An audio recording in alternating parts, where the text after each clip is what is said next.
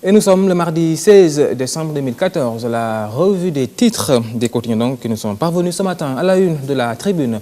Revoilà le PM, Mohamed Boun Abdallah Dionne, concernant toujours l'affaire Mittal et Petro-Tim. La tête du PM mise à prix, les libéraux vers une motion de censure. Le Front patriotique saisit les diplomates et initie une pétition. Autre information, la une de ce quotidien, divergence profonde à l'UJTL, mercredi de tous les dangers pour les jeunesses libérales. Et puis las d'attendre des strapotins, Macky 2012 menace Macky Sall. Après la tribune, le quotidien, une grande place à sa une, les omissions troublantes du PM sur l'affaire ArcelorMittal Petro-Tim. Le décret signé par Macky, pris le 23 août 2013 au Palais, il étend la durée du contrat de Petro-Tim d'un an, voire facsimilé, avec deux à lire à la page 3 de ce quotidien. Maître Alioune Badara Cissé sur ArcelorMittal et Petro-Tim. Beaucoup de précipitations au début et manque de clarté à la fin. Et puis, procès Tahibou Ndiaye à la CREI, le nouveau procureur spécial marque son terrain.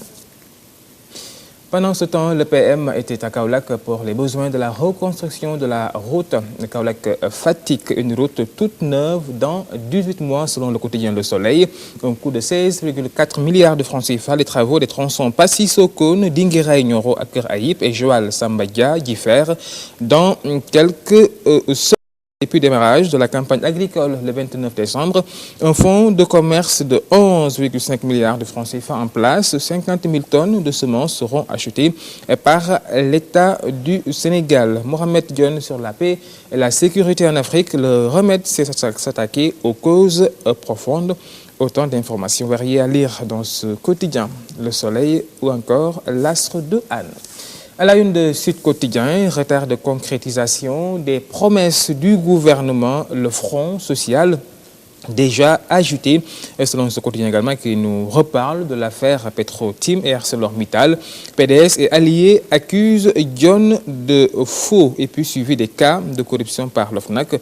70 dossiers sur la table de Nafi Ngom Keïta.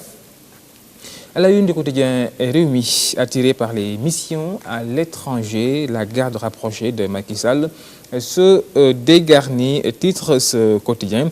Et puis suite et pas fin des affaires ArcelorMittal et Petro-Tim, les cadres libéraux réclament la tête du Premier ministre. Échange économique du Sénégal, les Européens et les Asiatiques boudent les Américains qui arrivent.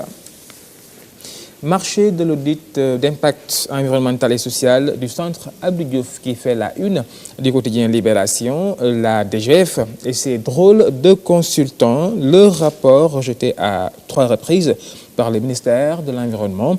Jacques Abibsi les vire et tente de sauver les meubles par un gré à gré. La RMP et la DCMP lui disent non. Démarrage des travaux Fatick-Kaolack, le PM annonce d'autres projets. Depuis qu'en 2015, Kourkeuf dévoile ses conquérants. Et nous voilà à la une du quotidien Le Quotidien. OFNAC, lenteur dans la déclaration de leur patrimoine. Nafi Ngom supplie les ministres. Titre ce quotidien qui revient également sur la polémique sur Petro-Tim et ArcelorMittal. Le FPDR maintient la flamme. Et puis Forum Sécurité en Afrique. Le Drian appelle les Africains à s'assumer. Samba Mboup, l'UA n'a pas d'autorité supranationale. Et puis créé premier jour de Tahibou Ndiaye, la défense ouvre la bataille de procédure. La dame Nafi Ngom également fait la une du quotidien Direct Info. L'OFNAC crée la panique chez les ministres et DG sur la déclaration de patrimoine. Et puis pour Maître El Hadji Diouf, avocat de l'État, je veux voir Karim sortir de prison. Et contre la mort du tourisme à Saly, les acteurs crient tout simplement leur ras-le-bol. Du sport à la une de Stade. Ligue des Champions, 8e de finale City-Barça. C'est tout simplement le choc selon Stade. Et puis championnat national, saison 2014-2015.